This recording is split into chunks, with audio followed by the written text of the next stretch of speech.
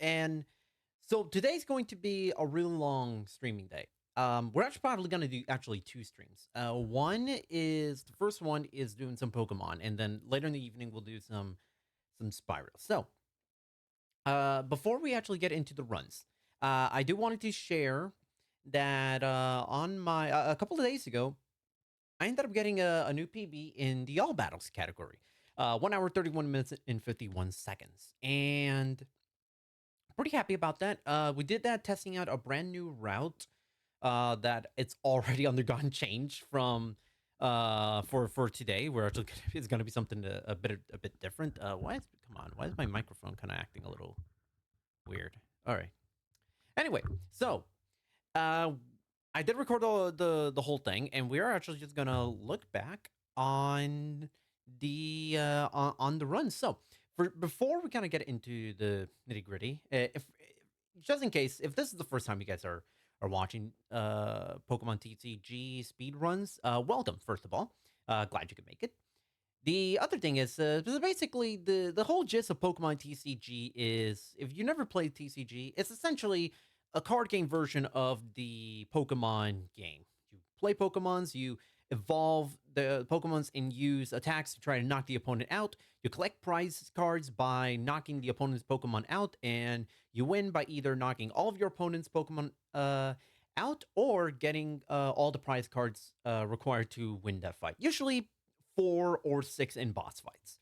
Now, this game has, for the very long time, been dominated by the 80% glitchless category. It's got over 100 entries, different runners on the leaderboard if you look at it right now. But uh, very, very recently, the moderators have basically approved making this new category. It's a category extension, more so, called All Battles. For those of you who don't know, in any percent glitch list, you don't have to fight and beat every single opponent that the game has to offer. But in this category, you do.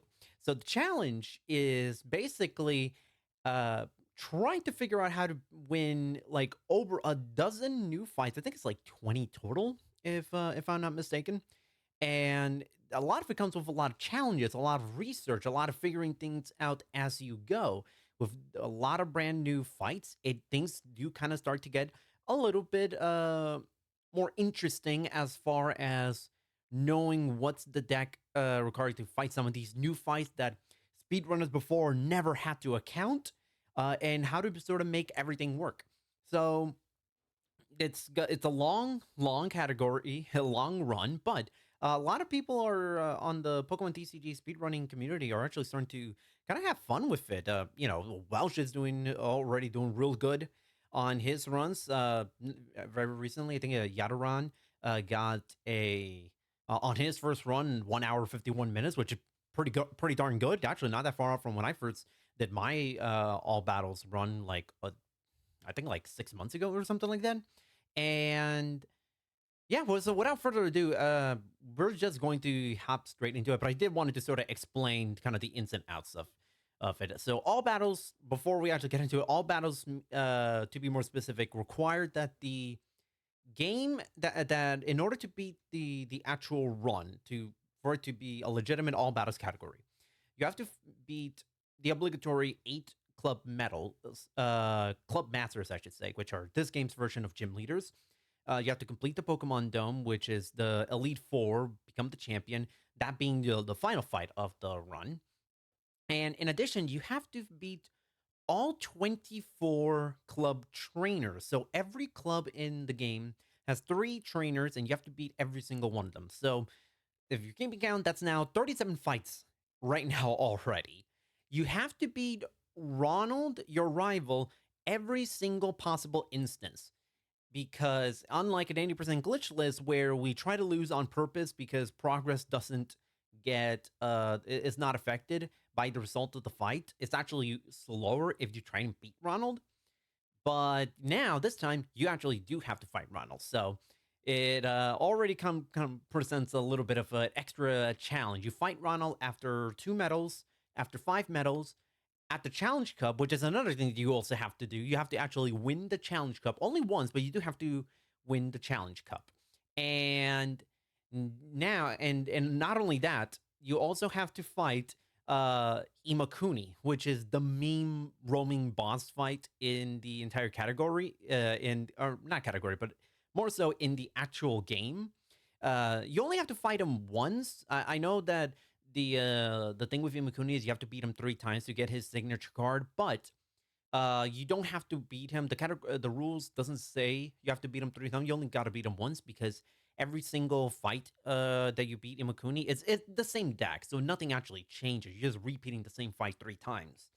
And lastly, you have to beat Aaron, who is a lab assistant in the Mason laboratory on the side room that you never actually see in the actual game, in an actual 80% glitchless run. Or actually, I don't think you see him in any category ever in Pokemon TCG Speedrun. So, and he has 3 different decks for you to fight. So, uh, now let's kind of keep track.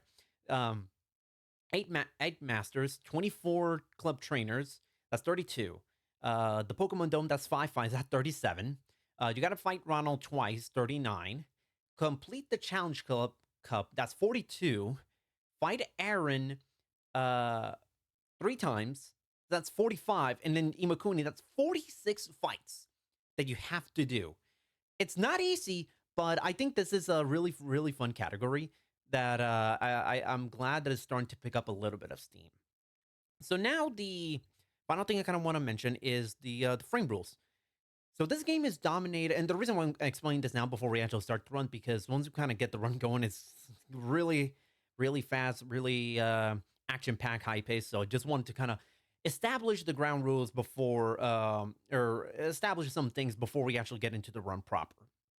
So this game is dominated by frame rules. There's a global frame rule that happens every time you reset the game.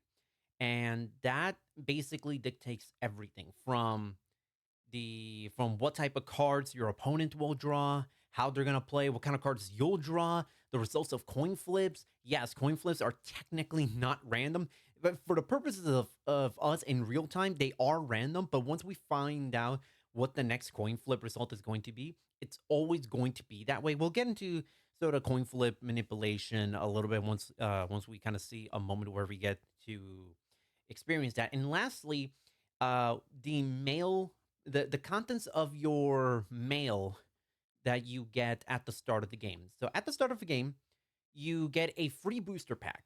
In that free booster pack, it is a Coliseum pack, which has many of the best cards in the entire speedrun. You got the trio, you got Electabuzz, Scyther, Hitmonchan, Plus Power, Computer Search, a lot of great cards in there. So we basically so at the start of the run, I'm going to do a harder reset and then a soft reset, because I have my laptop basically connected to a flow timer. And it's going to count down a little over 21.5 seconds, because we're trying to manipulate to get either a Computer Search or a Duck Trio. So those are 2 very, very powerful cards that we want to try to get to give us a little bit of an edge in various portions of the run, including the end game. So now that we I know it's a lot of information, but just kind of wanted to establish that, because you might get confused a little bit if you end up not, if you kind of start tuning in about halfway through and such, or didn't pay that much attention, or just noticing it. Anyway, let's kind of start this run. So there we go. There's the hard reset.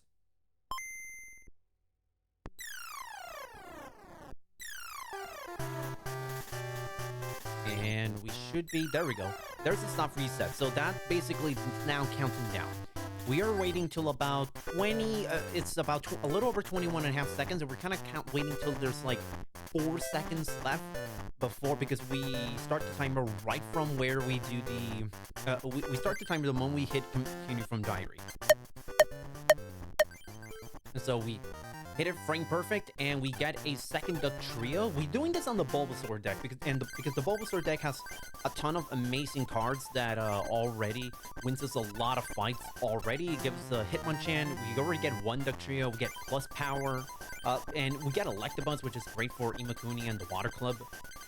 So what we're doing right now is we are essentially I don't know if you call this manipulation, but we are basically tricking this NPC into giving us more energy cards. Energy cards are the resources we use in order to actually do attacks.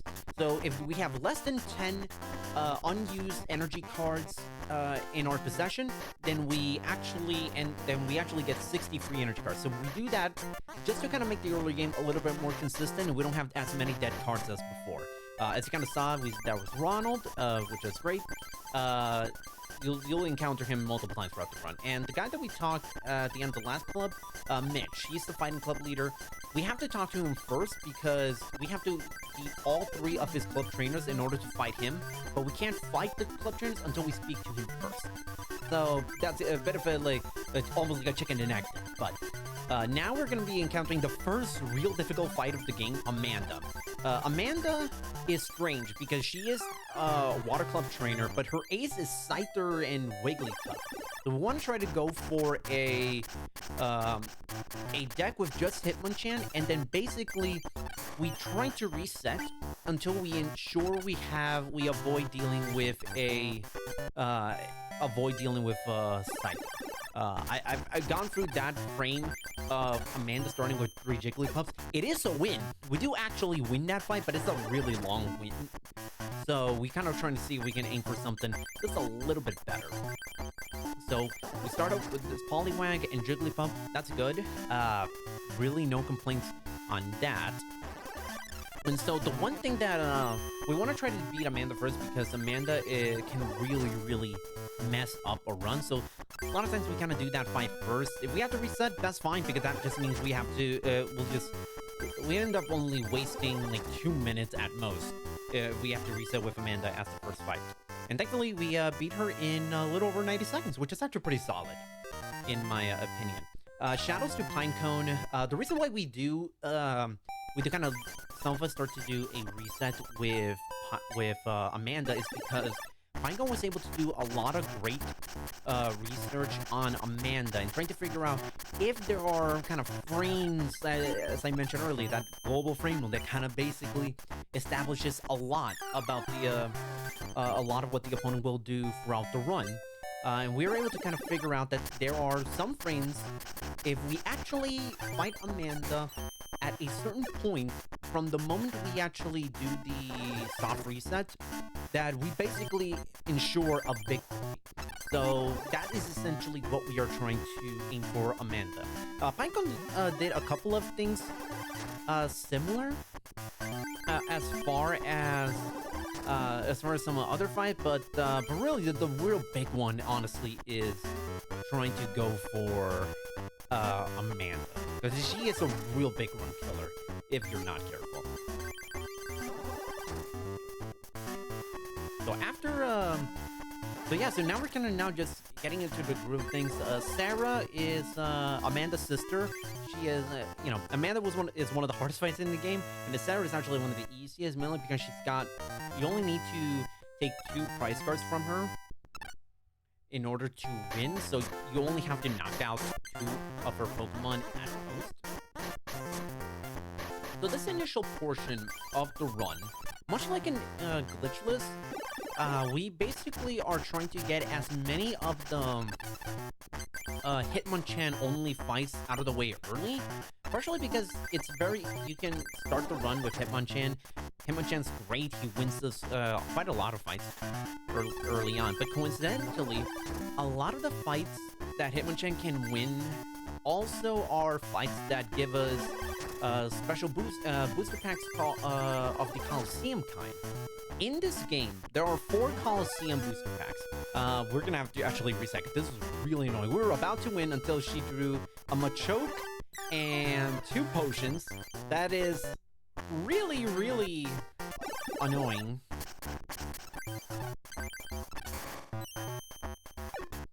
But yeah, that is also kind of one of Jessica's a bit annoying because she can get a Machoke out, she can get Primeape out, she can get Doduo out.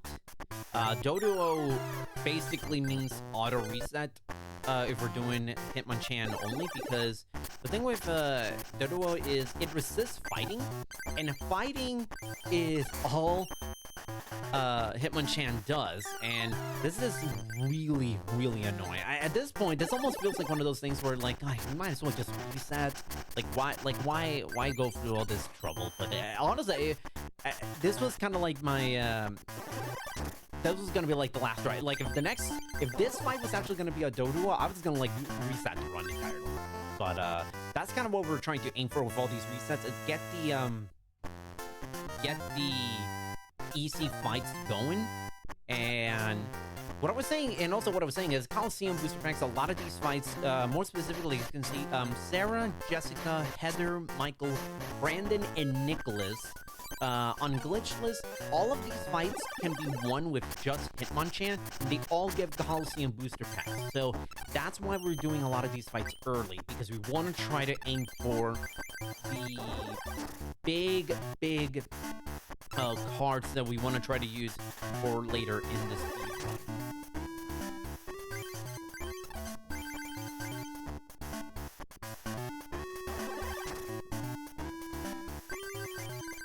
And normally you don't want to try to force win 3 versus 1, but the good thing about Heather is that she has a lot of colorless Pokemon, which they're not. They are this game's version of like normal types and flying types, and all of them, all of the colorless Pokemon that Heather has, she actually has. They are actually weak to fighting, which makes it perfect for us. Now comes the first real big obstacle after you beat Amanda, and that is Michael. Michael, for those of you who follow the old school TCG, you'll recognize a little bit of his deck. He incorporates elements of the classic Haymaker deck, which includes a lot of stuff like Kangaskhan, Electabuzz, Hitmonchan. He incorporates stuff like Hitmonlee and Magmar. They're not easy cards to beat over, and so we try to edit the deck just a little bit to make it a little bit more consistent. Kind of added in some good trainer cards that we try not to waste time adding into the deck beforehand. That's another thing about this game. It's basically trying to weigh in that risk-reward type of deal of like, can I edit the deck and waste a little bit of time just to try to make this fight potentially a little bit easier, or do I just roll the dice, go with the deck that I have right now, and then just try to see if I can get myself a victory? We get a second Hitmonchan. We had 2 Hitmonchans out of that one, so that is really, really good to have. And so we end up deciding to edit the deck right here because if you look at these splits from Jennifer all the way to Chris, we're still gonna go for Hitmonchan because Hitmonchan can be an easy win. Jennifer is also like Jessica. She's got a Pokemon that resists flying, and that is Flying Pikachu. And that's one of those. If you see it, we reset, as you saw right there. And the thing, and I do like Jennifer, Jennifer has an all Pikachu deck, which means that so long as you don't draw the Flying Pikachu, you're gonna be fine. It's a very easy deck to win with Hitmonchan. You just gotta be wary of the Flying Pikachu. And unfortunately, she does get to draw Flying Pikachu quite a bit, or she has a lot ability to draw Flying Pikachu, and it can be it can be a little bit difficult to sort of manage. Runs have died at Jennifer just because of that. Brandon, the only Pokemon you have to worry about with Brandon is just Zapdos. It's not right there. But if you don't see a Zapdos, you're almost for sure going to win because everything in this club, it basically gets KO'd super duper quickly by fighting types. 3 versus 1, it's again not a favorable setup.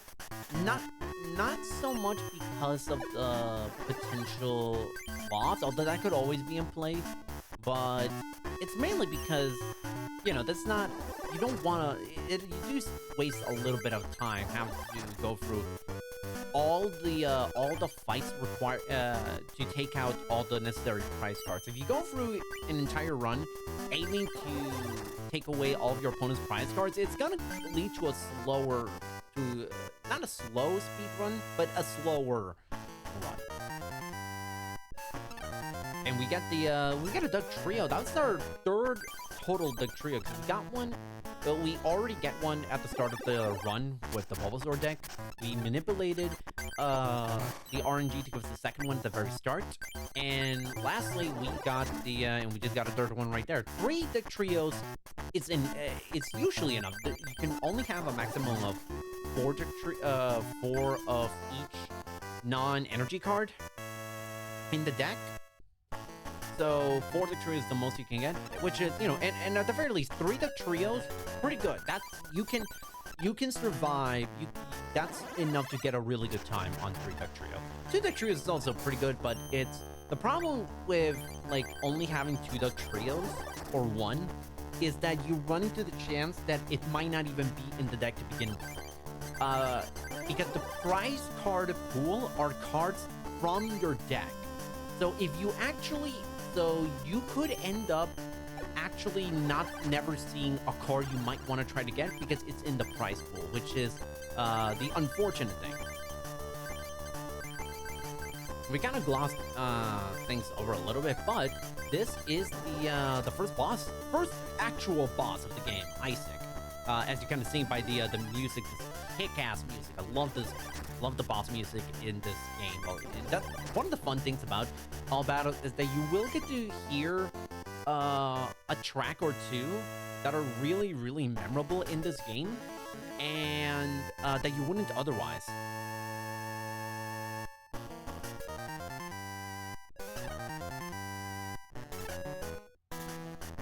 So we are kind of now going through the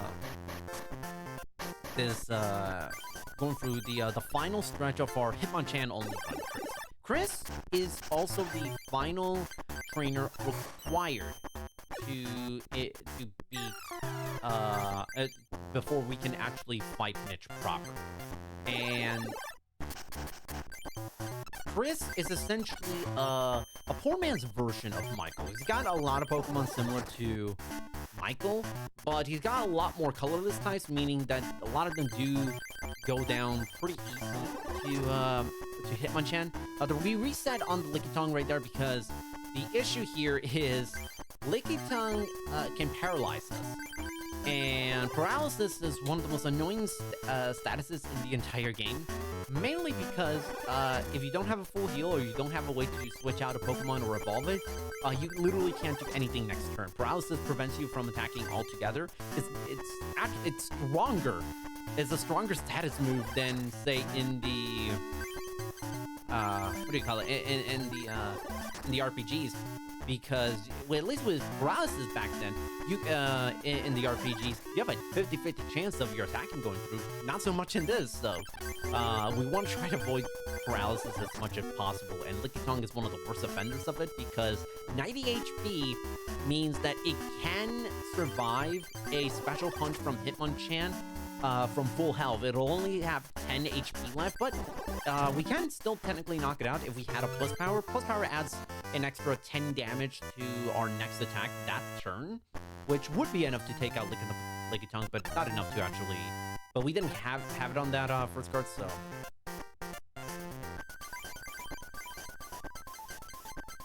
So now that we're just done with the Hitmonchan portion, now comes the new fights.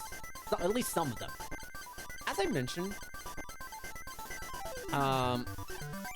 so the thing about the new fights is that it does kind of force you to have to learn the decks of these new fights inside and out, and this is the first one, Matthew. So we're going with at least for this one, I tried experimenting with a pincer route. There's mainly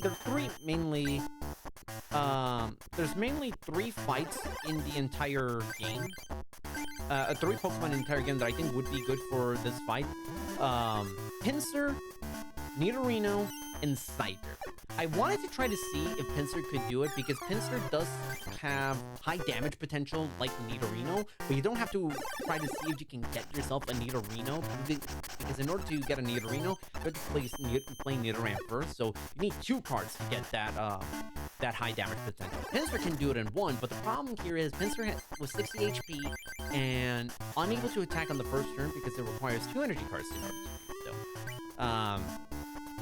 Whereas at least with Nidoran can actually attack and can potentially win fights on its own. So I tried experimenting, but it wasn't working out, as you'll kind of see. I am changing the round and just eliminating Pinsir outright, and then just bringing in Nidorino again, just because the potential of Nidoran even just winning fights on its own. And if not, then guess what? Nidorino will do the job for us for the rest of the fight. So back to these new fights. So the first new fights of this round, of this category, Matthew, Andrew, Ryan. Those are all the 3 Rock Club trainers. And Gene is the Rock Club master.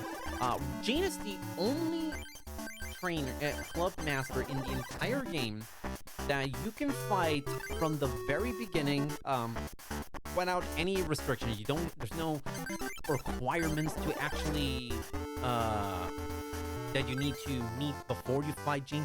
He can be the very first trainer or medal, I should say, that actually wins you the fight. So Matthew, that's a bit of a long Matthew fight. Only because we're trying to see if maybe Pinsir can work and everything. It turns out not so much. So if you end up drawing a Scyther or a Nidorino, I think that might end up being preferable. Scyther is safe because Scyther cannot actually get damaged by fighting types, or it resists fighting types, to be more specific. Matthew, if you ever wanted to, even on a casual run, wanted to sort of like practice against what it feels like to have to face Gene, Matthew is essentially a poor man's version of Gene, although in some respect it can be he actually might be harder than Gene, but they have very identical decks. Now, so we're seeing the Pinsir now is going to work. At just 2 energies, it can take out 40 HP fighting Pokemon that are weak to grass. And this is kind of like the real negative side to running Pinsir, is the fact that Pinsir is weak to fire. And funny enough, Andrew, even though he's a Rock Club trainer, he actually is weak. He actually does have 1 fire type, and that is Ponyta. So that's really kind of an unfortunate timing of it all. But I wanted to sort of, again, try out Pinsir because we actually got multiple copies of Pinsir, and I figured now's a good time as any to try to see if it can work for the round. And that's one of the really funny things, or not funny, but one of the cool things about this new category is that it's still in its infancy. We're still trying to figure things out. The thing of it, we're still like, this is now like, ooh, and there's by the way, that's a 4th Duck Trio, so we are completely set on Duck Trio. We never have to worry about needing to draw any more Duck Trios for the rest of the run. And we're only 27 minutes into the run, and we have our entire deck full of Duck Trios, which is fantastic.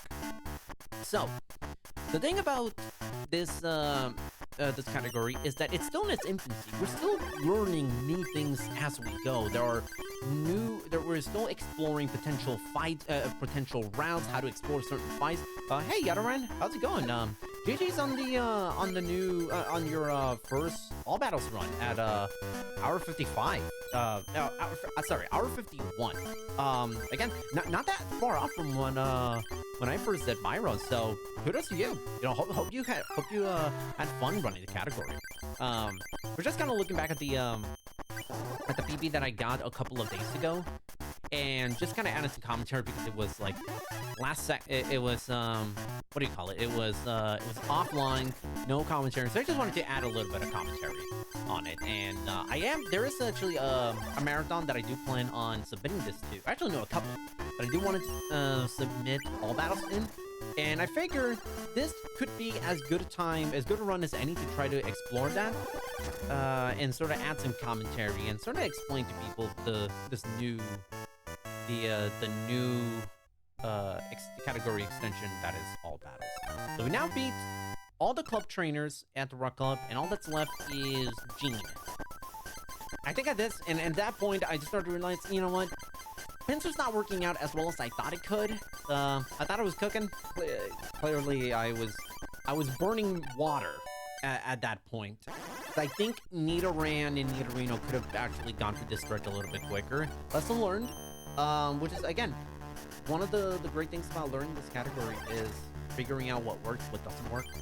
There's going to be a fight later on that we're going to be taking, doing a certain deck with it, but if we end up, but on the run that I'm going to do after we're done looking at this, I'm actually going to be doing something completely different. I don't want to spoil you guys on what that fight is going to be, so we'll figure. You'll see once we actually get into it.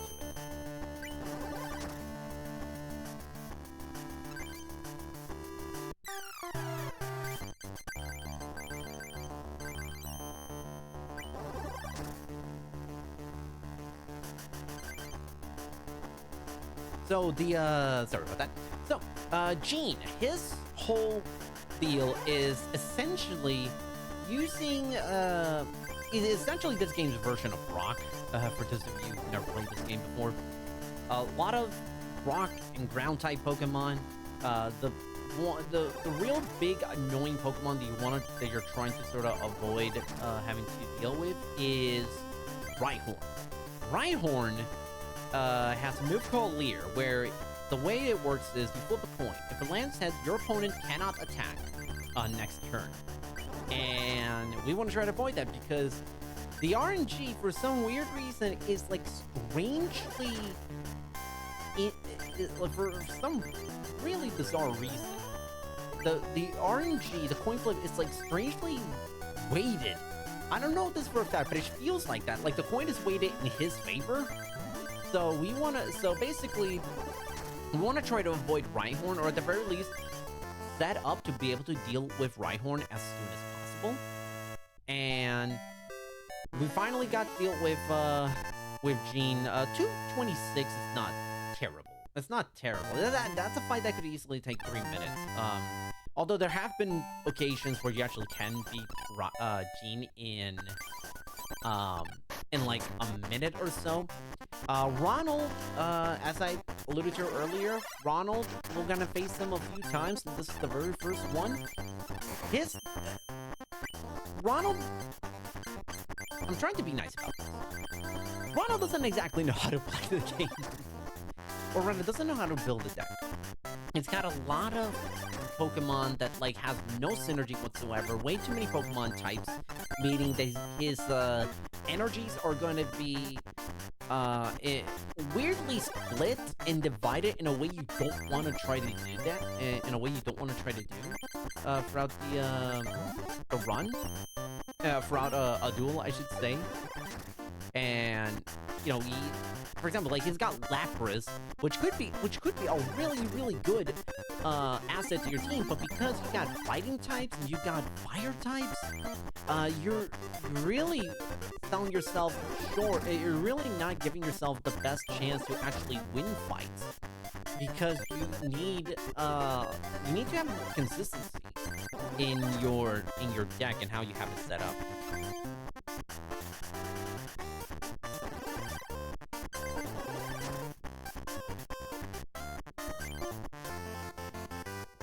But thankfully, the Nidoran strat works. You actually can beat this first version of Ronald with a Kadabra deck. It is possible to do that. I've done it on some of the earlier versions of the route, and I wanted to explore what would it look like going up against with Nidoran deck, and actually that worked out. Under 2 minutes for Ronald, it's actually pretty decent, all things considered. The annoying thing about Ronald is that all of his fights, except for the Challenge Cup version, are considered are considered boss fights, so they all have to be at least 6 prizes. So now what we're going to do is we are actually going to be doing a lightning only deck to deal with the Water Club, for one trainer in the Science Club, and Imakuni. Electabuzz is a really good counter to every single one of those fights. Now, we want to try to aim for an Electabuzz deck if possible. If you're running if you're running a Charmander deck for this category, you're not gonna get Electabuzz from the get-go. You can do Pikachu and Raichu, which is a suitable answer. You can go through this section with those two Pokemon, although it could be a little bit inconsistent, mainly because Pikachu, or at least the Pikachu that you would normally go with in this route in this game would be the 40 HP Pikachu, as opposed to like any 50 or 60 HP Pikachu, only because, you know, the 40 HP Pikachu can do a lot more damage. There's a lot more damage potential as opposed to the 50 and 60 HP variants. So the name of the game of this section is make sure you have good trainer cards. Stuff like full heals and defenders and potions and plus powers. All those things that can either strengthen your Pokemon's defenses, heal them, or do just a little bit more damage against the opponents. That's what we're kind of trying to aim for. Now, you can apply this to all these fights, but especially so in this one. Because Amy uses a lot of paralysis and a lot of confusion. So, Lapras has potential to confuse your opponent, which is the absolute worst thing you can possibly have, or one among them, because Lapras, because the way confusion works is, if you are confused, you have to flip a coin anytime you want to attack or even retreat. If you fail the coin flip, meaning it lands tails, you essentially have to deal with, you get hit with 20 damage of your type. So basically, say Electabuzz is a lightning type. If you fail the coin flip, you'll basically be dealt the equivalent of 20 HP from a lightning type, and that's really bad, especially since a lot of cases you only have one Electabuzz. If you have multiple, that could potentially be good. So now it's kind of going, so it's a bit of a really, really annoying fight a little bit to deal with. Because like I mentioned, you got a lot of these Pokemon that can inflict status. Horsey's another really annoying Pokemon. He technically does not deal status because the game doesn't recognize what it does as status, but it's equally annoying. Smokescreen basically puts you in this weird state where you have to flip a coin if you end up attacking, if you end up wanting to attack that next turn. But if it lands tails, your turn is automatically over. If it lands heads, your attack goes through. And we're able to survive that with Amy. Sometimes Amy can be really annoying, so I'm glad we were able to overcome that. Hey Phoenix, how's it going?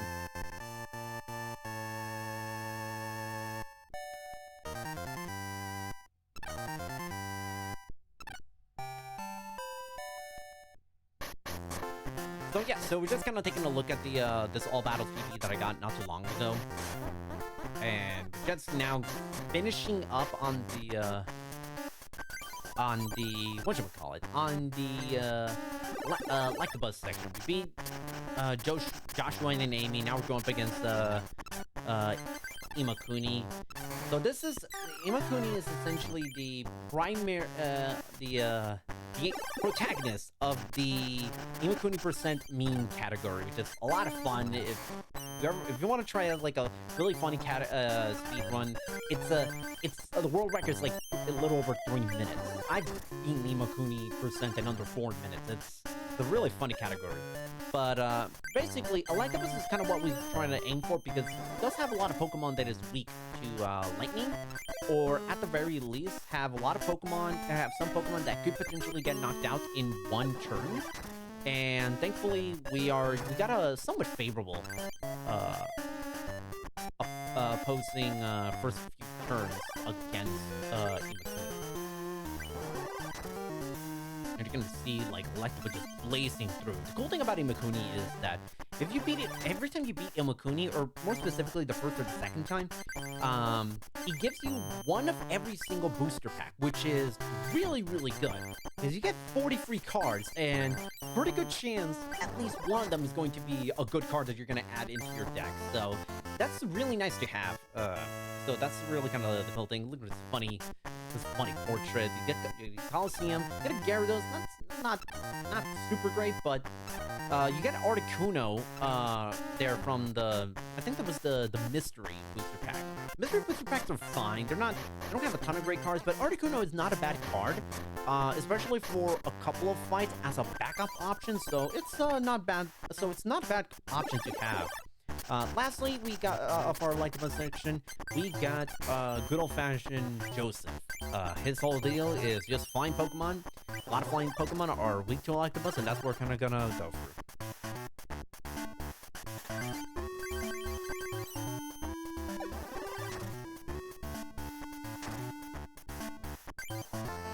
So I hope you guys are enjoying sort of this run through the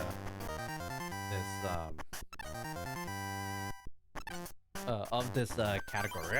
Like I mentioned, afterwards we are going to sort of go through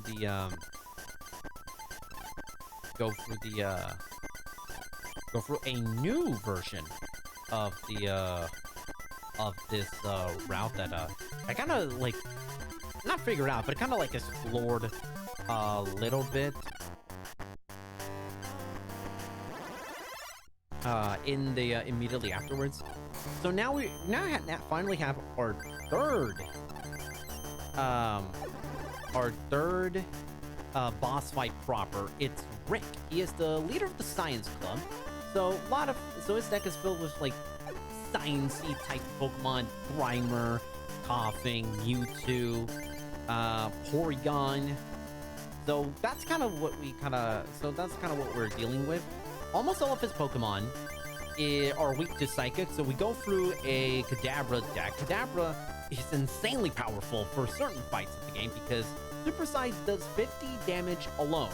And when you add in the fact that a lot of these Pokemon are weak to Psychic, weakness damage is ×2, so you're basically dealing 100 damage to most of his deck, and there is nothing he can do.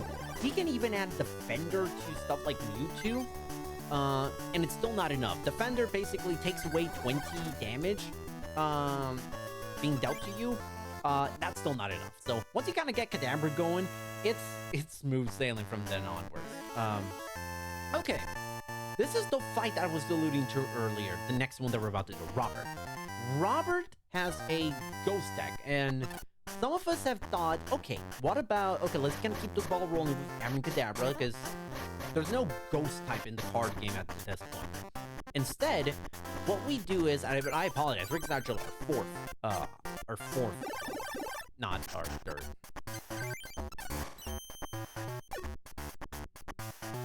And Robert basically has a quote-unquote ghost type. I don't know where Zubat fits into all this, but a lot of it is weak to Psychic, so that's kind of what I thought. Maybe go with Kadabra deck. I am starting to realize, Robert, you can potentially win relatively easily with, if you were to use a Magmar deck. Or rather, just only having Magmar. And more specifically, the 50 HP base set Magmar. And the reason why I've thought of this is because of this. Meowth basically kind of slows the entire fight down. Meowth resists Psychic, meaning that you're only going to be doing 20 damage if you're using Kadabra. But say in the event, you're dealing with Meowth and you have Magmar. Magmar can potentially take it out in one go with Flamethrower, or it can take it out in with 2 attacks instead of 3 with Fire Punch. And Ditto same boat as Meowth, also resists Psychic. So that's why I'm thinking about maybe going for a base set Magmar for this next one. So we are just kind of waiting in. So we'll experiment further, see if that works out.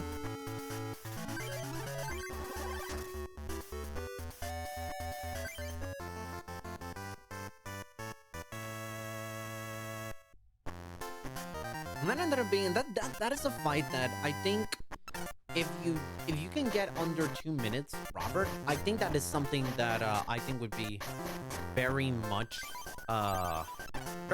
possible in my opinion. I mean, 2 minutes and 8 seconds is not terrible by no stretch of the imagination. But that is something that we want to try to aim. That we want to try to see if we can get a little bit more consistent for a little while. And I think that this has been and I think that we're going to get some of these fights that we previously have not explored as much as 80% glitchless. I think we'll get some of those fights down a lot more consistent the more that we do these fights.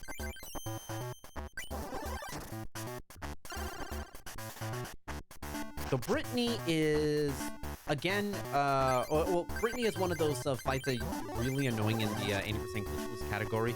She is required if we want to try to fight the Grass Club leader, Nikki. The thing about Brittany is that she has at least one of every Pokemon type. You want to talk about Ronald in his inability to construct a proper deck with synergy?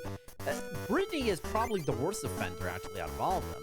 And the thing is, you're going to encounter fights where Brittany will not attack because she doesn't have the energy, because she's got everything spread out way too thin for her to get anything consistent going, which is great. But the problem here is that she has so many basic Pokemon, you're almost always going to be dealing with fights where you have to knock out at least 3 of her Pokemon in order to win.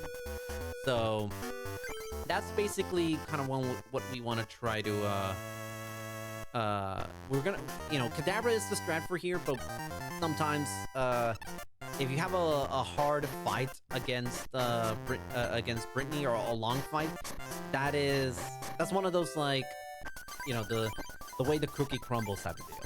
New category, obviously we're only using the most optimal strats already. Oh man, if you want to talk about optimals, you should have seen the Rock Club and how annoying it was with some of them. Because we tried to go for Pinsir, clearly didn't work. Now, this is probably the most annoying fight or at least one of the most annoying fights in all battles, Stephanie. Stephanie has a, by the way, really funny story about Stephanie. So we had I had an earlier version of this route, and had Stephanie, like, right smack dab in the middle of that Hitmonchan portion that we start the run with. And I thought, okay, we can actually, let's try to get, see if we can get through Stephanie as early as possible. She gives Coliseum Boost correct, so that's kind of also another reason why we want to go for it. As I am practicing this route, I realized something that not many people actually know about Stephanie. You cannot fight Stephanie until you have at least 2 club medals. She is maybe the only NPC that isn't the boss in the entire game that has a medal flag attached to her, preventing us from fighting her from the very beginning. It's extremely bizarre, and I don't know why they gave it to this one specific trainer. Some bosses have medal flags. Technically, Ronald, the Ronald fights have medal flags.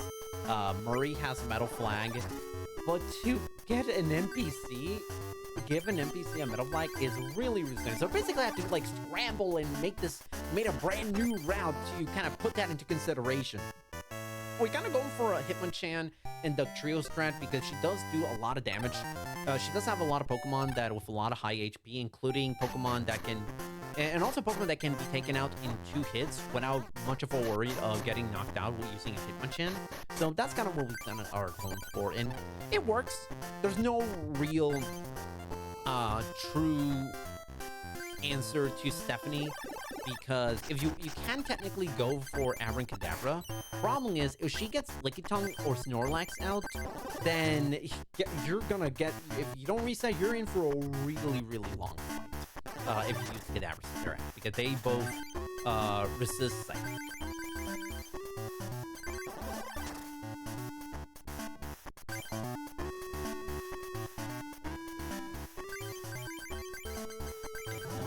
Started being quite for just a second for him. Basically, kind of dealing with noticing something a little bit that I have to basically kind of deal with. But basically, you're going for this. The Aaron. This is Aaron. Basically his the one of the assistants in the Mason Laboratory. He's got 3 unique decks, which is why we have to face him 3 different times. He's got every deck he's got of 2 distinct types, and some of them a little bit like opposite each other. But you got lightning, fire, water, and psychic, and grass and I'm sorry, water and fighting, grass and psychic. Weird combination for all of those decks. We're kind of starting to notice, and I've noticed that like if you use like the trio strats, you're mostly going to be fine. It's not going to be a big issue. But you basically, you fight Aaron once, you save, fight Aaron again, and then you fight him, save again, you fight him a 3rd time, you beat him. Sandshrew is a bit of an annoying fight because Sandshrew, he's got sand attack. It's the same as Horsey Smokescreen, where if you get hit with it, you have to flip a coin next turn if you want to attack. If it lands heads, the attack goes through. If it lands tails, your turn automatically ends. So, really, really annoying stuff right there.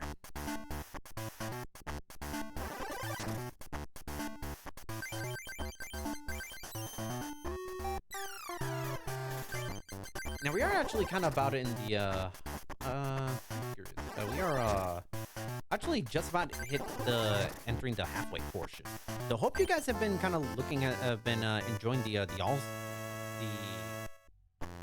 all battles category.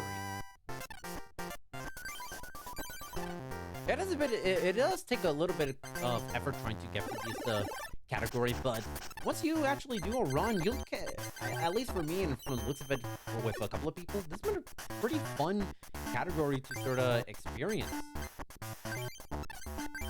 Here we're kind of doing a little bit of a waiting game, trying to figure out, like, weigh in the risk rewards. Like, do I go for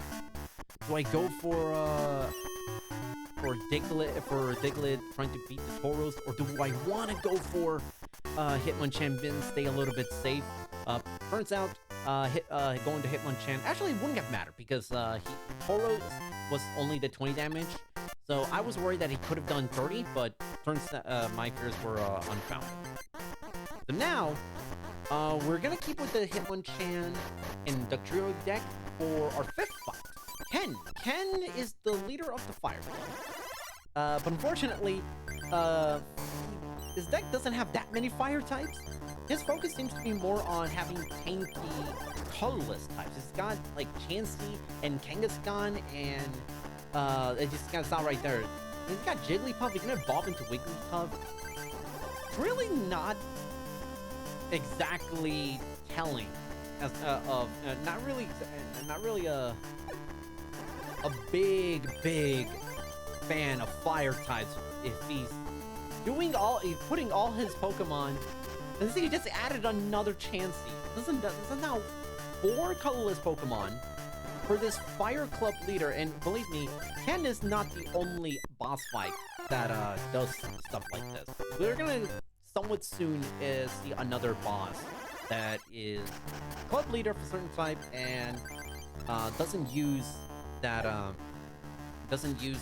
his respective clubs all that much.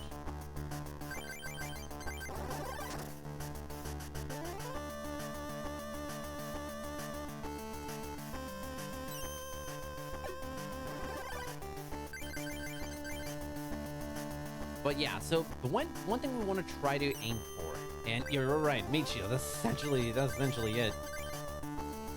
We are kind of trying to not doing the We're not attacking quite yet, mainly because we want to try to set up our trio as much as possible.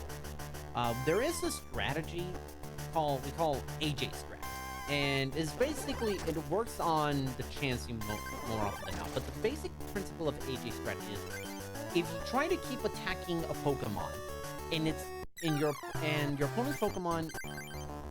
opponent's Pokemon is within KO range, you have to. The problem here is that if it's within KO range, your opponent will now abandon setting up that Pokemon and adding energy. And if he's got Pokemon on the back, he's going to just start adding energy down. So sometimes we purposefully either hold back, not attack, or we do less damage than we can possibly dish out to make the AI believe that that Pokemon is going to live next turn, and then boom, next turn we take out the meat shield, and now your opponent is playing catch up while you're fully set up and you just sweep the way through. So this is kind of basically what we go through. The problem, dealing with Chansey a little bit sometimes. Here's kind of the main issue. So Chansey has a move called Scrunch. If you flip a coin, if it lands heads, all damage and effects done to Chansey next turn, completely immune to it. So, hold on.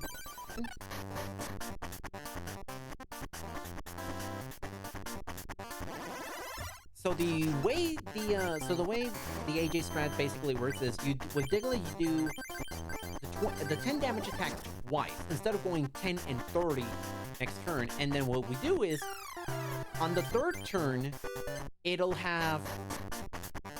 evolve it into the trio, and then we do 80 damage total. So because of the weakness, so it'll do 20 plus another 20, that's 40.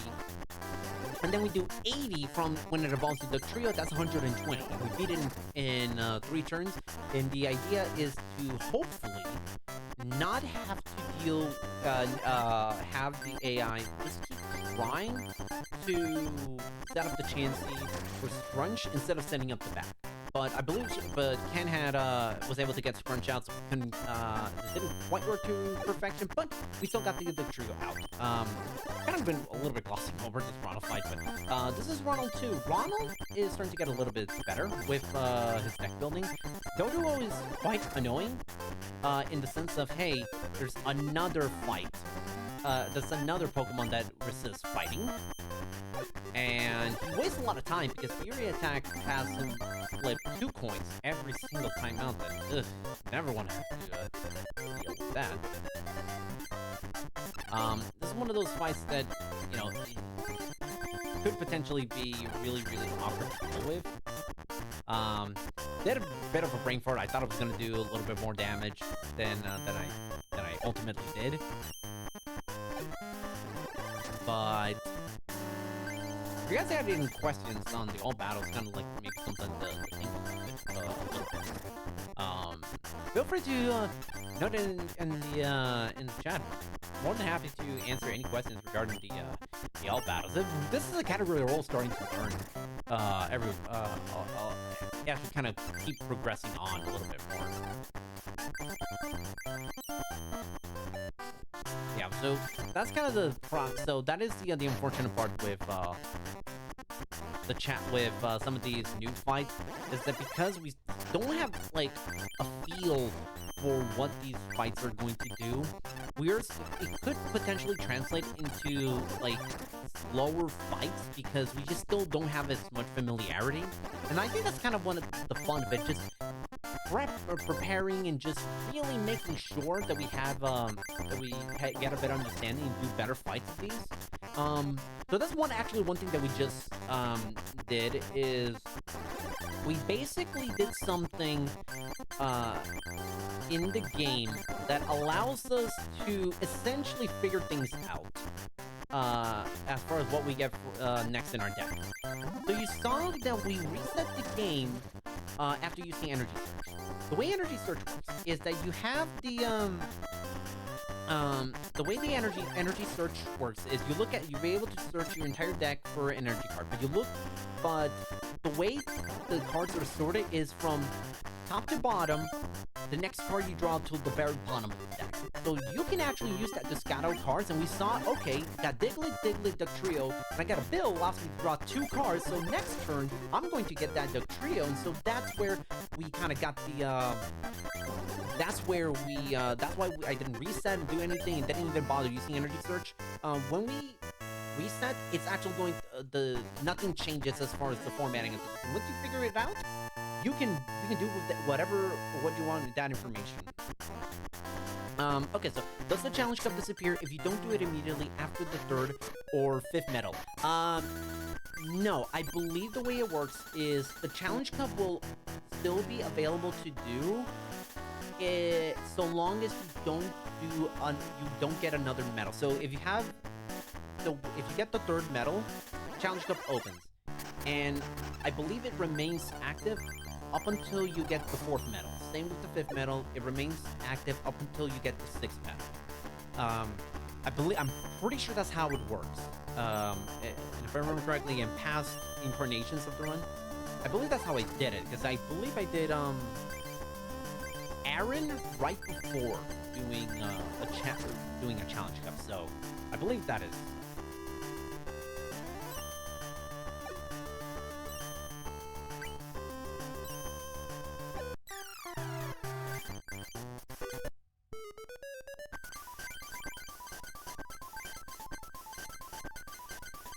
So, and just completely comes over. Speaking of the challenge cup, it's so the way the challenge cup works. Now that we're on the subject, is the challenge cup is a special little tournament. You fight 2 trainers before you face Ronald.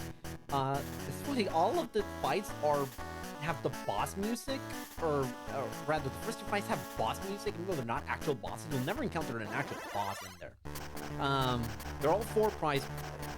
And what's even funny is that they get 4. You get the boss music, but you don't get the boss fight setup. It's still 4 prizes.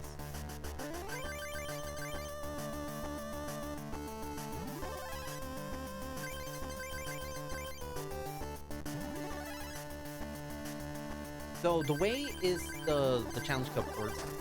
It is a KO tournament. You lose, it's over. So that's why you get a chance to save before every fight.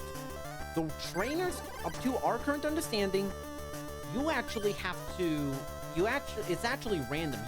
We have no idea who's going to be the first or the second trainer. Unfortunately, we got the short end of the stick, and we draw like arguably the hardest fight, or one of the hardest fights in all battles among the new fights in David. The good thing is you can actually, we'll have the opportunity to edit the deck, and I actually do recommend editing the deck to suit the individual fights. I think I find it a little bit easier to try and do, as opposed to like, alright, let's try to do like all Duck Trios on a certain fight, because it might be a fight where Duck Trio just might not be a winnable.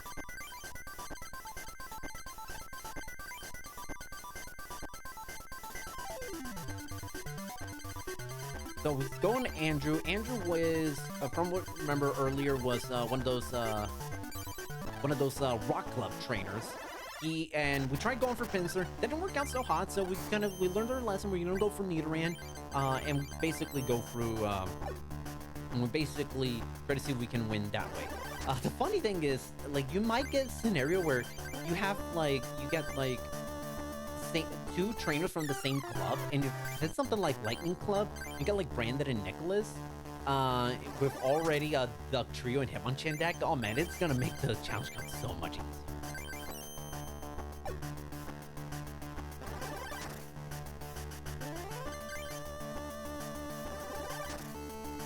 So, yeah, we're kind of trying to try to see if we can get ourselves that Nidorino. We get it, and Andrew actually kind of had he really bricked hard on that one, because all he had was the Onyx for several turns. That's really lucky for us. So now comes, I would argue, the hardest version of Ronald in this game.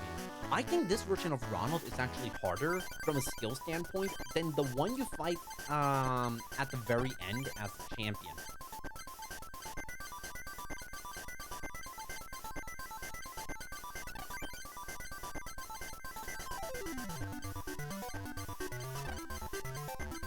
So the way this Ronald fight works is a lot of his Pokemon are weak.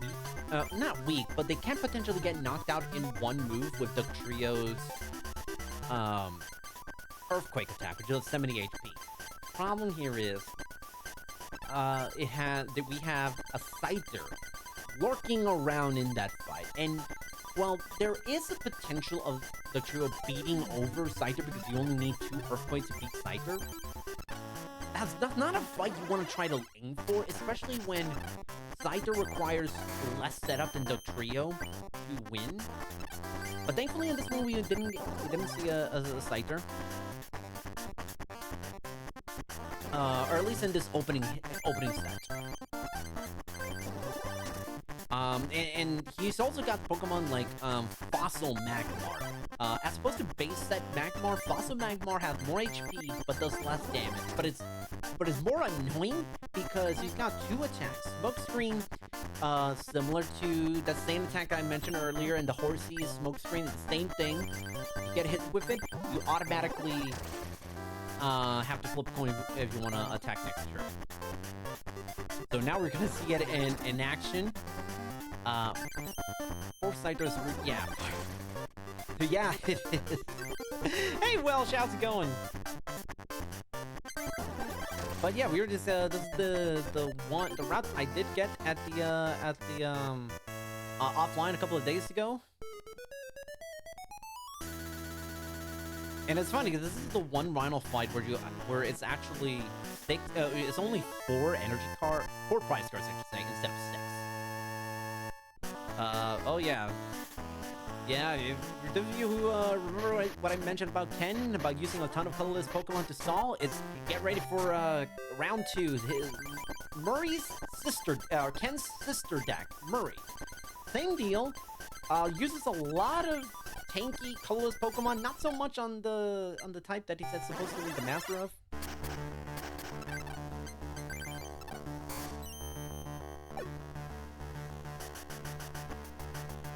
So, we see right there, the name of the game is if you have a Hitmonchan, perfect.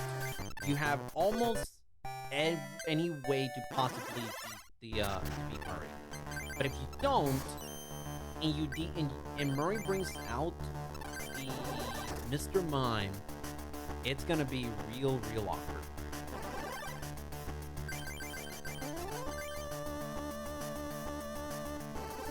The reason for that is because Mr. Mime has a special ability called Invisible Wall. For any attack that does more than 20 damage, automatically immune.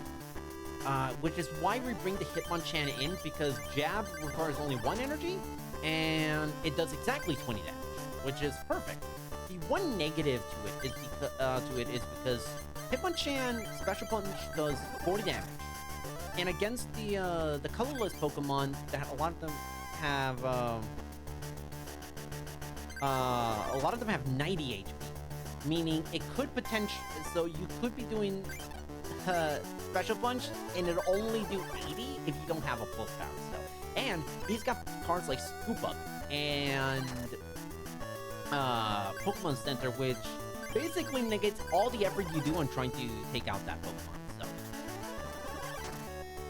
thankfully there's the Mr. Mime right there, and Hitmonchan just able to take it out with relative ease. I mean, 2 minutes, that was 2 minutes 22 seconds. That's actually all right. Now we've got our 6 mana. By this point, I'm actually kind of I don't want to say I'm sweating, but I'm like, okay, if I want a PB, I really need to get a lot of some of these sort of fights going on. We got 2 of the hardest fights coming up in Eric and David. We are basically doing something a little bit different. Earlier, we thought maybe Kadabra could be a potential option to fight against Eric and David. But this time we're going to try experimenting with Mewtwo, and so far in this and my other attempts, it's been mixed results, but I do kind of like the potential of it. The thing about Mewtwo is Mewtwo's got 70 HP, and it has the potential to attack in 2 turns, as opposed to Kadabra, which only requires 3 turns. the issue here with Eric especially, Eric has a poison deck. Once you get hit with poison, it is so annoying because after every individual player's turn, you lose 10 HP.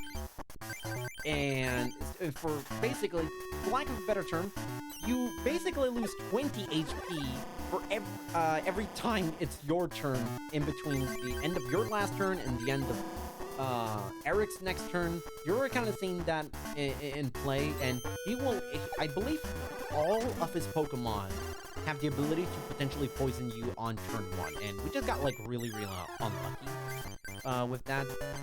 But the hope here is that we're able to, with the extra HP and the ability to attack for major damage from the get-go. Oh, I was wrong. Nidoran does not poison. Nidoran doesn't poison. Male. The male version doesn't poison. Neither does the female version. So, we're a little bit wrong about that.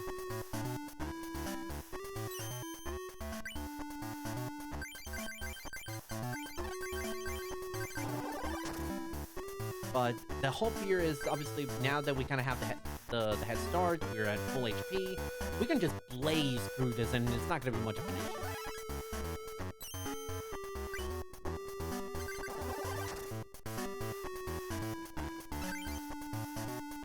Arbok's kind of been a weird Pokemon. I don't remember. Okay, I mean, it's got Terra Strike, I believe. But I actually don't know what it does, believe it or not. It's a new card that we don't encounter unless we're doing all battles. And it's a paragraph of text that's like, it's basically like perpetuating the Yu-Gi-Oh stereotype, like, all that text, I'm not gonna read all that, it just only does 10 damage. I believe what it does is, like, you attack, you have to flip a coin, if it lands heads, it, like, you poison your opponent, and then it retreats into the bench or something like that, if I remember correctly. Something like that. I'm sure someone's probably gonna look it up for me. David's kind of annoying. David's got a whole Nidoran deck, which is why you're seeing a Meow already, is because this is a Nidoran deck, of course. Much of the same way, Amanda, Water Club trainer, her ace is a grass type and a colorless type.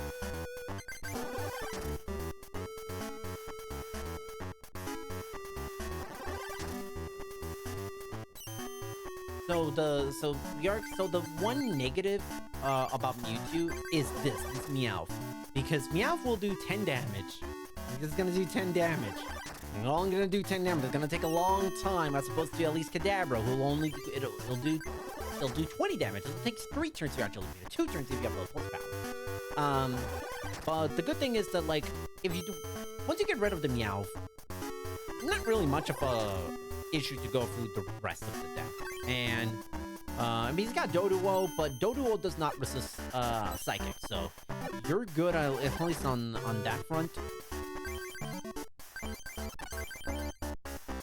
It'll only take you, if you don't have a Bulbasaur, it's only going to take you 2 attacks to beat it.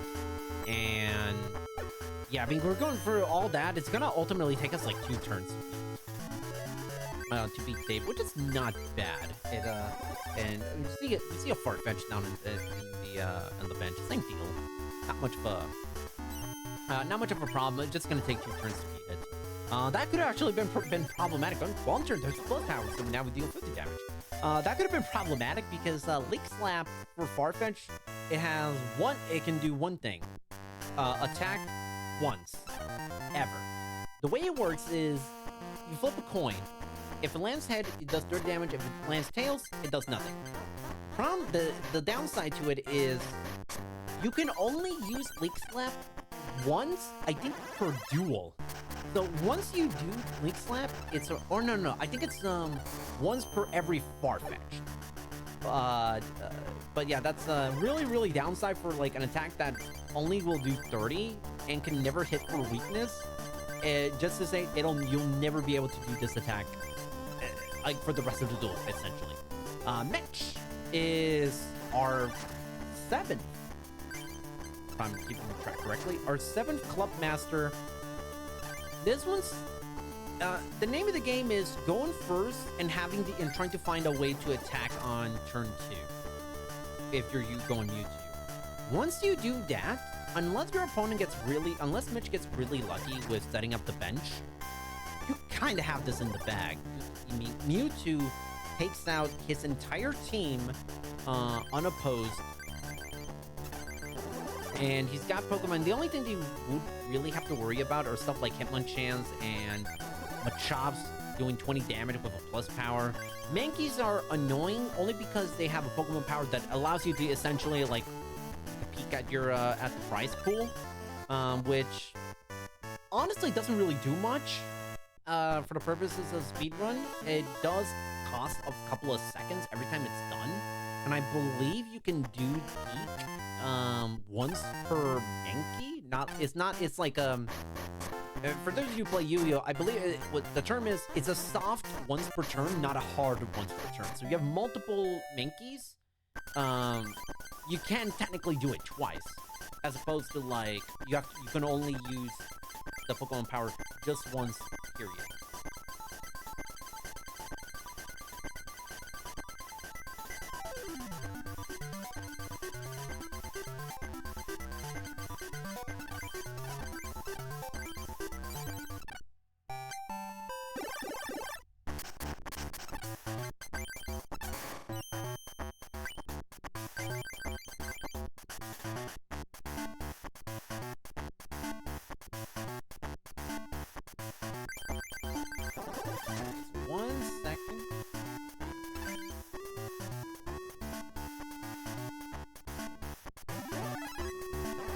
But yeah, we are starting to get into the very end.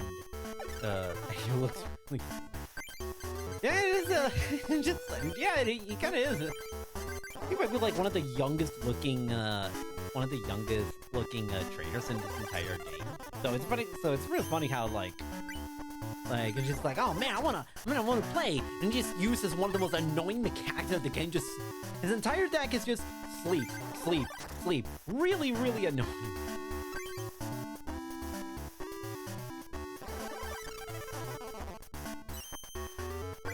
Yeah, that is a great point, Welsh. That's a great point. By the way, Daniel, sleep deck, we want to try to basically go with Ponyta, Rapidash, Charmander, Magmar, because they all fall down in like 2 attacks at most. And it complements well with Kristen and Nikki, which are the grass types, which fire pieces. But yes, you are right. This is a really intense category as far as like being able, as far as actually beating, going through the motions. The reason why we go for Ponyta is for the exact same reason we beat it in 1 turn. World record on this random NPC fight. But yeah, this game is very mentally taxing, and one thing that really does separate good some runners of this game is your mental fortitude and being able to remain focused and stay alert and be able to think on your feet, you know, over the course of like 90 minutes in this category. That is very, very difficult to try and pull off.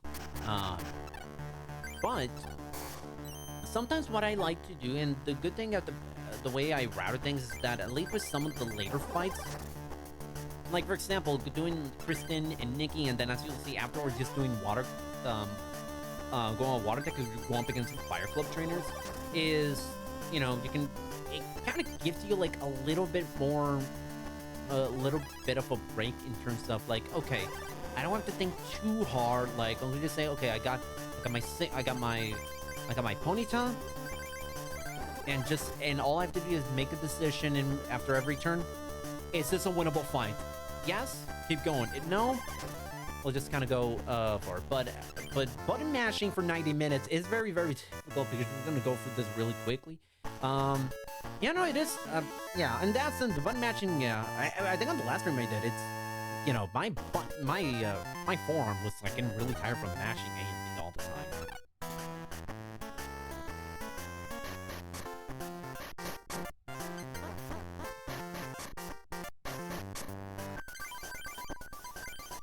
But yeah, so yeah, the good thing is Kristen and Nikki, they're very easy. Ponyta gives us the potential to win on turn 1 with the double colorless energy.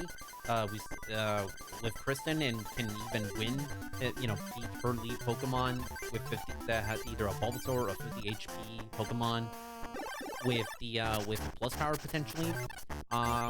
John, Adam, and Jonathan, they are all just Fire Club trainers. John is maybe my least favorite of the Fire Club trainers. He doesn't have, his deck is not all fire types. You'll see, he got Raticate for some odd reason. Because the reason why I guess he added in the deck because the card art is Raticate is just anger. That is it's literally called the anger deck. So I guess fire, I don't know, it's really weird. Tauros makes sense for an anger deck. It's just weird a little bit. Just going for, doing a Fire Club run, and you're not seeing Fire type Pokemon at all. It's a Cubone. Okay, I need someone to explain to me why Cubone is considered part of an anger deck. That doesn't make any sense. In my opinion, it doesn't. Its signature attack is, wait, you know what? No, it's not something. The reason why Cubone is in this deck because it has the move Rage. That explains it. Yeah, we solved the mystery as to why Cubone is in the deck. We solved it. We can all go home now. No, just kidding. All right. We got, you still got a little over 2 minutes. Not great, but it's also could have gone a lot worse. The reason why we're doing this right before we go into the Pokemon Dome is because the first the first fight of the Pokemon Dome is Courtney. She's got an all-fire deck. So it does save us a little bit of time by not having to deck edit right after the final fight right before the Pokemon Dome to prepare for Courtney. So that's why I've kind of let these guys. These guys are pretty inoffensive as far as figuring out where to kind of put them on the round. You can just leave them last, and I don't think anyone's gonna. I don't think it's gonna be a real big issue. If you draw Dugong early on in the fight, you kind of essentially have to send it back. I mean, this one. They didn't even last a minute. Once you get Dugong, you're off to the races, really. Dugong's got 80 HP. It can do 50 damage. It's a pretty strong card, which is why it's the primary option to go to when it comes to getting a water type on your deck. This is the final thing. Yeah, this is the final fight of the fight. The final new fight that we do in this category. And I don't even remember, what is Jonathan's kind of whole deal? He's got a Pidgey out there, and a Pidgeotto. Again, not so much keeping in things. He's got Tauros again. There's maybe they're all just being taught by Ken how to play the game. They see he's using a lot of colorless Pokemon. Maybe we don't need to fill our decks with all fire types as we kind of initially thought. Alright, game time. By this point of the run, I thought to myself, I have maybe a 10% chance of getting a PB. The PB was, I'm gonna predict we'll get a Fire Taurus at some point. Oh man, you know what? That's a good point.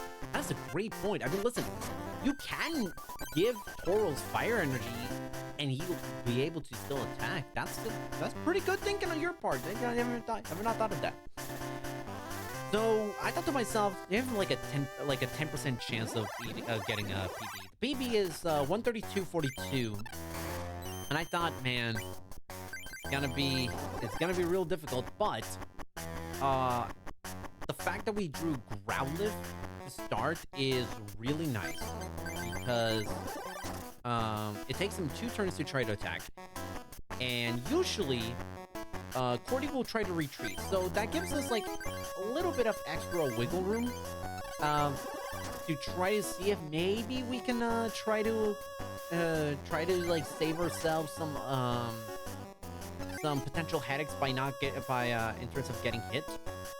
So we just kind of keep going with the attacks in the hopes that we don't have to deal with Courtney, deal with Growlithe potentially doing some damage, and also once it evolves to Arcanine, that's a really tough fight if you're not at full health. So, this is the Magmar that I mentioned earlier. 70 HP. Fossil Magmar can do 20. Can do. It does only get the 10 damage with a signature attack, but and you kind of see there's the Arcanine right there. Does 50 damage. That's quite a lot to deal with. But thankfully, not much of a concern because Dugong's had 70 HP left, and the Growlithe doesn't have much to deal with. It was really funny. I thought Growlithe was our last Pokemon. I thought that I was gonna collect prize 6, and I thought, oh man, let me get the 6th prize. Now comes the moment, and it lands tails. So if it landed heads, I don't know if I would have reset the whole thing. I might have, but that was the legendary Moltres. It's got a Pokemon power that allows Courtney to get anywhere from 1 to 4 fire energy cards from her deck randomly. So basically we kind of go through the so we don't want to see that because it's also not weak to water. None of the legendary cards are actually have any weaknesses, so that's also doubly annoying to deal with, but we got through that relatively quickly. Dugong's a beast of the Pokemon to have on your team. Now comes the start of the true gauntlet of the fight. We're going with your Diglett and Dugtrio because Dugtrio is potentially the best answer to everything that we're going to encounter from this point onwards. Starting with Steve. Oh, you and me both, brother. Yeah, Steve has a ton of Pokemon potentially. His legendary Zapdos can potentially give him a turn 0 win, whereas in terms of he can set the legendary Zapdos once the duel starts proper, and it'll do 30 damage to any random Pokemon on the field. Once it does, and including Diglett. And another thing, weakness and resistances does not apply, meaning Diglett can potentially lose before Steve gets to actually do an attack, which is incredibly huge. Once you get the Dugtrio out there, you're more or less kind of done with the fight. There's only 1 or 2 instances where you might still not be safe with Dugtrio. That's only because he's got another version of Zapdos, not a legendary version of Zapdos, but just a normal Zapdos. Is that if you allow it to set up and with 4 lightning energy, he can actually take out Dugtrio because it does 100 damage at the cost of all 4 of his lightning energy. Even adding in resistance, it's still enough to knock out Dugtrio in one go. But yes, paralysis is also another really annoying thing that you have to watch out for with the Electabuzz. Steve! Oh, sorry, Jack. Jack is maybe the worst fight of the game. Legendary can also kill Dugtrio. Yes, he can. Potentially, it can potentially beat. Yes, it does 70 regardless of resist. But if you do have something on the bench, then it is kind of like a coin flip as to whether or not Dugtrio is gonna be the intended target. Like, it'll do 70 damage to someone randomly on the opposing bench. So you can potentially save yourself if you add like another Diglett or a mysterious fossil on the bench, and potentially save yourself some trouble.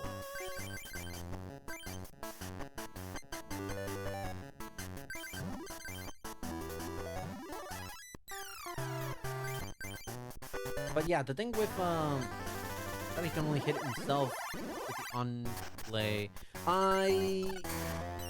No, the legendary Zapdos I don't think can ever hit itself. The ability, the Pokemon power can hit anyone on either side, not including Zapdos. And I believe Zapdos' proper attack can only attack your opponent's bench or lead.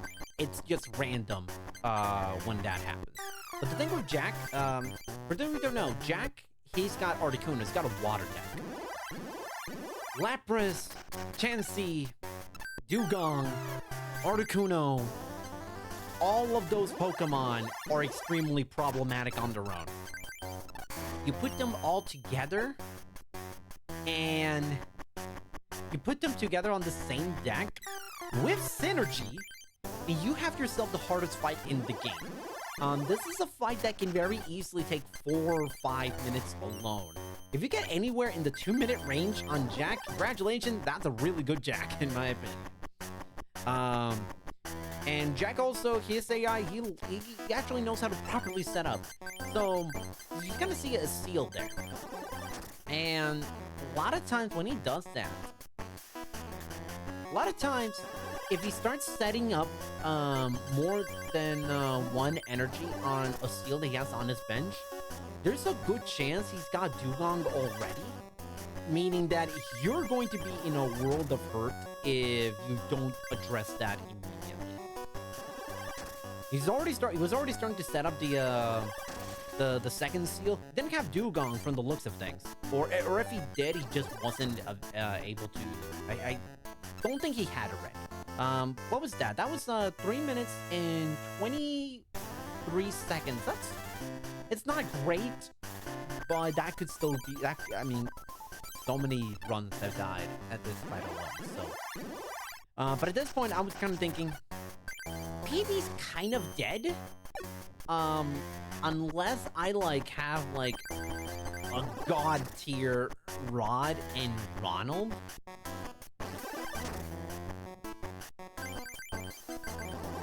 You had time to split one day. So now so basically, that's the funny thing. We beat Rod in 3 turns. That is literally about as good as you could possibly hope for Rod. Like, you cannot complain of anything for this particular fight. So now I'm thinking, I have 2.5 minutes to get this PB. And I'm like, Ronald, this is the champion version. This is like the most annoying version of it, because he's got all of the legendary cards, but he loves spamming them because he just doesn't he just doesn't know how to play the game other than just spamming the meat shield burst. You're right. Now, thankfully, we got a Doug Trio, so we do have a possibility of overcoming this. Now, here's kind of the funny thing. Let's see, what do we... Yeah, I did not have a fighting type, so fighting energy, so we just kind of go through it. Now, we basically won. I'm amazed. We ended up beating Ronald got to the victory screen at about 1 minute and 16 seconds. That is insanely good. It's actually kind of a minor miracle. This Ronald fight was actually as good as it was. So we got RPB by almost an entire minute. Really, really happy. With the and by the way, this was just experimenting on the on that run. So I already said it earlier, but basically the problem with the thing is, I was experimenting with some routes. I found out Stephanie cannot be fought until you get two metal, so I have to kind of like change things around a little bit, and then like once I practice it in theory, I figure out, okay, this is how we're going to do this. So yeah, so this is the run 130.